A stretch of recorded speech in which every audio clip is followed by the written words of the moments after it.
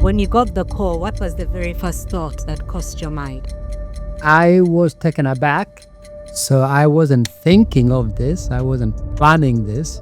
What's one thing Uganda does exceptionally well? Historically, education was a special asset of Uganda. What do you think is keeping world leaders awake at night? Conflicts. I just want to ask you about the Otunnu formula. Otunnu is a Ugandan name. Yes. So it's a Ugandan formula, isn't it? Pleasure to have you here, Ambassador Olara Otunnu. Everyone knows the leader, everyone knows the diplomat, but we want to get to know you a bit better today. We're going to just do short questions, quick answers, no overthinking it. And yeah, we just want to know you a little bit better. So, early bird or night owl? I'm both. And what's more important, trust or talent? Trust for me. Oh. And if you weren't in public service, what would you be? I'd be a teacher and a writer. What makes you proud to be Ugandan? Ugandans are good people fundamentally. They are good people. We've had a raw deal in terms of our history, but fundamentally we are good people. And I'm proud to be the product of this land and the product of this people. My education, my teachers, my friends are all have been from here. So this place shaped me and produced me, largely speaking. So the world is interested in this man today is largely credit to Uganda and Ugandans. Yes. But that's it for the quickfire. We're going to just delve a bit deeper. I think the first question would be, when you got the call, what was the very first thought that crossed your mind? I was taken aback because, as you know, the last several years I've been buried deep in the Ugandan countryside, working on rebuilding, resurrecting, restoring a society that is hopelessly and radically broken as a result of 2 decades of war. That's where I've been buried. So I wasn't thinking of this. I wasn't planning this. I wasn't particularly looking for this when the telephone calls began and to reach out. Where are you? What are you doing? How come we can't even see you? What is preoccupying you where you are? And initially, I didn't take them too seriously. But as they built up, more consistent, people who are serious, people who are respect, leaders who are important, began to echo the same sentiments. I then decided, well, I should reflect on this. I should be responsible and take it seriously. And following some discussion and reflection, I came to the same conclusion as they, that indeed my experience, my talents, what I've done and my track record offers something relatively unique for the international community. Right. So I then said, yes, certainly I hope to, God willing, if I'm elected Secretary General, I want my experience at the community local level, where the rubber meets the road. I want that experience to inform what we do at the United Nations. There shouldn't be a disconnect. Very, very important. Yes. So the years I've been working at the most local of level, trying to rebuild a broken society, seeing the incredible tragedy that unfolded there, very instructive for me. And I hope might help the rest of the world if I should be elected Secretary General. That's interesting, indeed. Speaking of Uganda and being at the local level, what's one thing Uganda does exceptionally well that the rest of the world should learn from, in your opinion? Uganda does many things well. Historically, education was a special asset of Uganda in this part of the world. Education was a huge capital, quality education, and produced some of the best brains and talents anywhere in the world. Doctors, engineers, lawyers, teachers, name them. Yeah. We have receded from that somewhat. We need to rebuild that. Culture, I think, is another area where Uganda really is very, very strong, especially where I've been these last several years. The central Luo area, I've rarely seen any culture anywhere in the world that compares with that. Whether you're talking about music, you're talking about dancing, you're talking about cuisine, you're talking about fables and stories, what we call ododo. Absolutely exceptional. Exceptional in just the variety and the depth. Right. But just the cuisine, unbelievable. Yes. I remember once, the French pride themselves, among other things, on being the leading cuisine in the world. Yes. You see? So when I encountered the French ambassador in Paris, I'd been ambassador to Uganda, I was involved with Joe Fiorema organizing a concert for him in Paris. When he learned I'd come from Uganda, I said, oh my goodness. Just before coming on vacation, I went up to a place called Gulu. The president wanted to meet all of us there. I was in the middle of the war. Right. And he said, I was shocked to discover that there's a little society in the middle of Africa whose cuisine is bigger, more varied, and more exquisite than the French cuisine. Wow. That coming from the French ambassador speaking about the cuisine of the Central Luo was mind-blowing. But it's true. It's true. I'm interested in that cuisine. What's your favorite? What's your favorite meal from the Luo cuisine? We're spoiled for choices. Because you've got Malakwang, you've got Dengo, Anbo, you've got, La Koro Koro, you've got Olel. What don't you have? Fortunately, you can get all this anywhere now.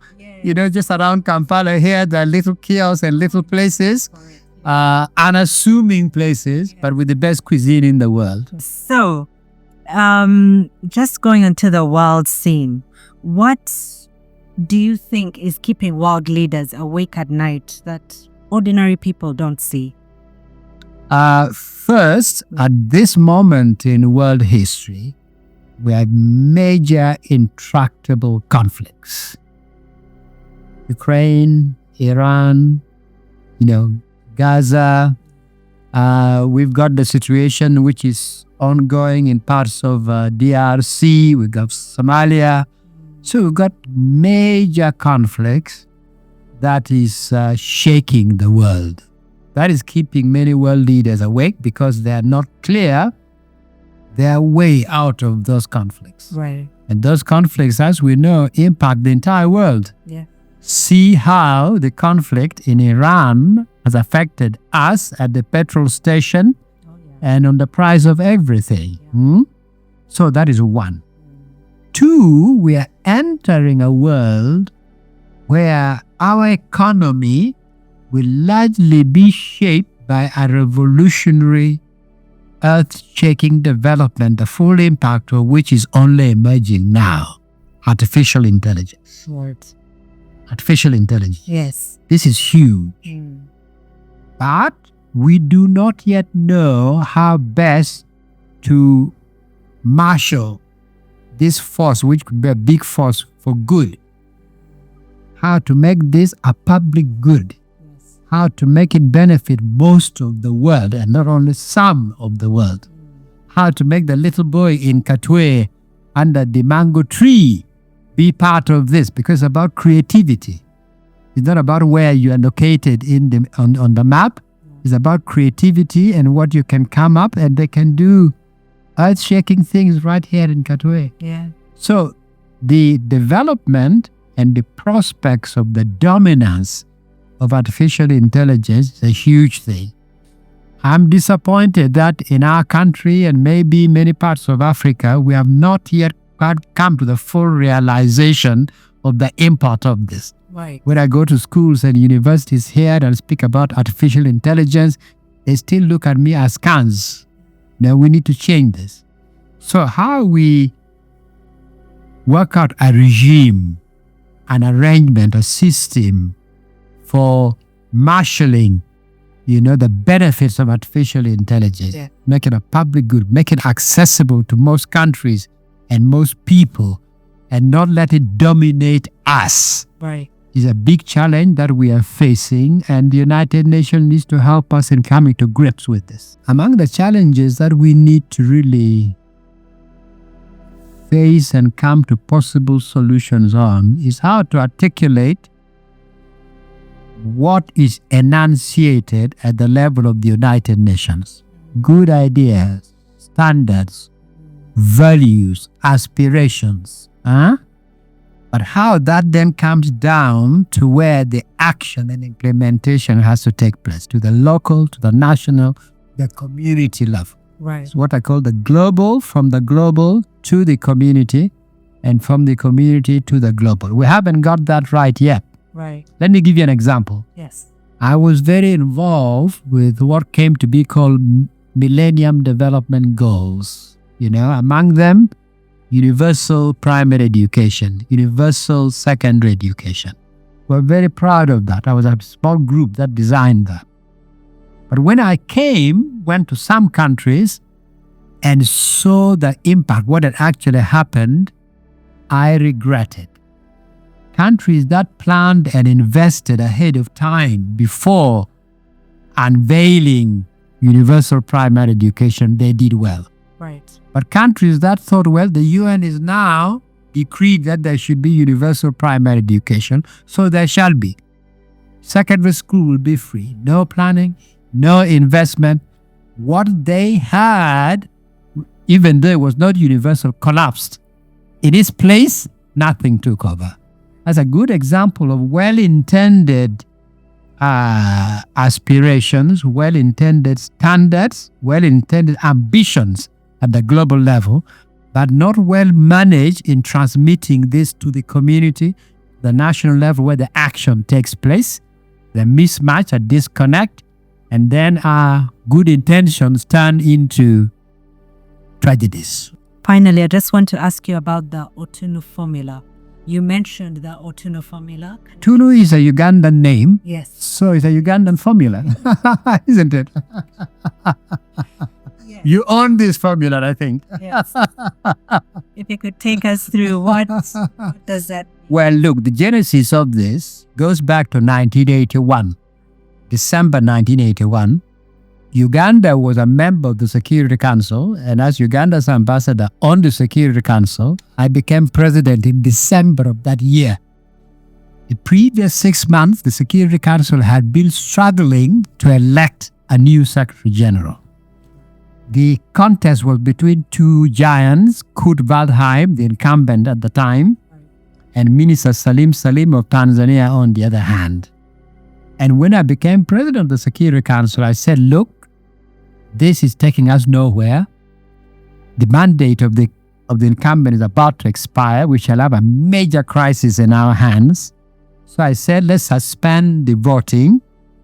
Let's just think of more informal ways to make progress.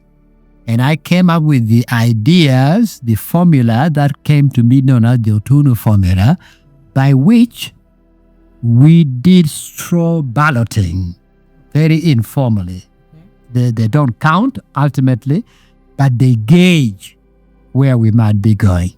So I came up with the notion of all members of the Security Council indicating which candidate they would encourage.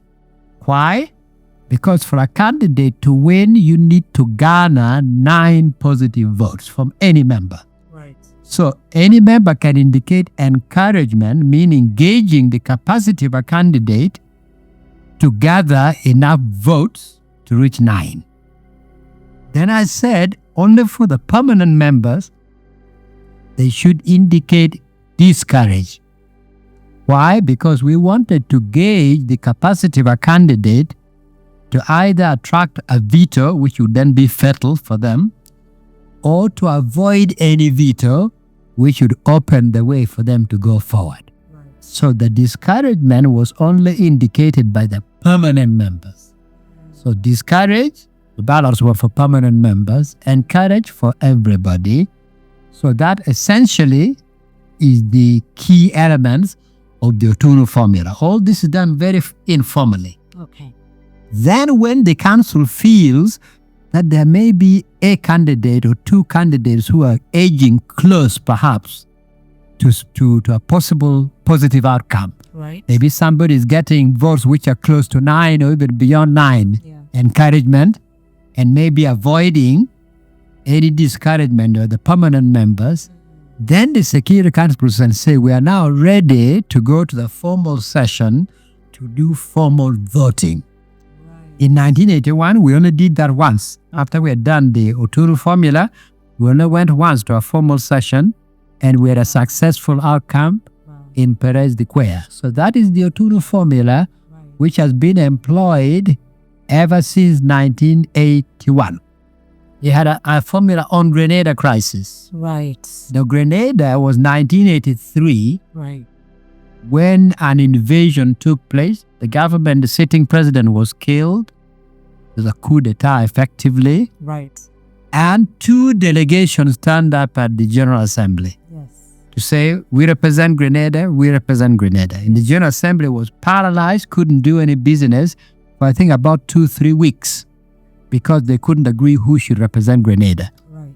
I was the chair of the Credentials Committee. The Credentials Committee is the committee that assigns who represents which country at the UN and at the seat in the General Assembly. So again, I said, stop, let me think, let us discuss. And I came up with a formula, went to the US, went to the Soviet Union, went to the Cubans, went to the Chinese, to the Russians, and slowly over a period of time, they agreed to step and support that formula. Yes. And that then got us out of the deadlock and the General Assembly resumed its work. So that also is a formula that can be used any moment when they have a similar crisis in who should be seated when there's contestation on that. Right. This has been fantastic, Ambassador Otunnu. It's been a pleasure talking to you, and thank you. All the best with the campaign. No, thank you very, very much. And again, I thank the Ugandans for their love, for their solidarity, for their support, for their prayers. I am your product. It's a Ugandan project, and I hope it succeeds. But it is all credit to Uganda and to Uganda. So I thank you very, very much. Thank you. Thank you very much.